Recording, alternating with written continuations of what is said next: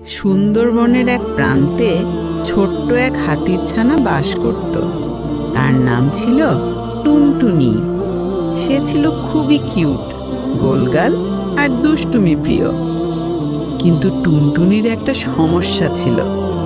সে নিজের পরিবার থেকে আলাদা হয়ে গিয়েছিল একদিন ঝড়ের সময়।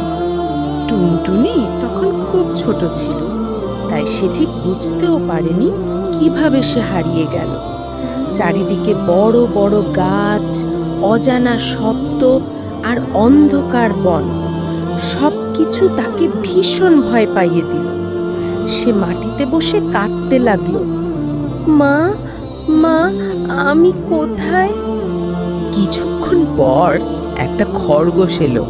নাম তার ঝপঝপে। ঝপঝপে টুনটুনিকে দেখে থেমে গেল। সে বলল, তুমি কাঁদছো কেন ছোট্ট হাতি?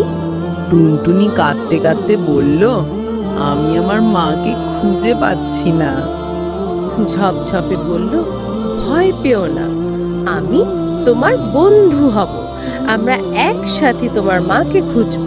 সেই থেকে টুনটুনি আর ঝপঝপে একসাথে বন জুড়ে ঘুরতে লাগলো।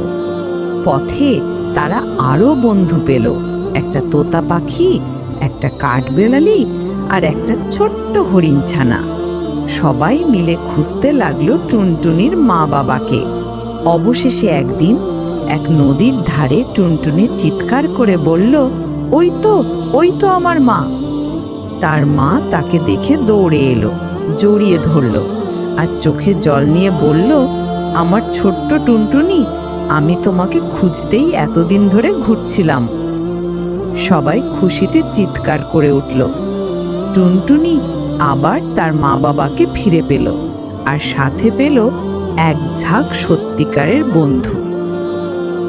সেই দিন থেকে টুনটুনি আর কখনো একা বনে হারিয়ে যায়নি, কারণ তার চারপাশে ছিল বন্ধু আর ভালোবাসা।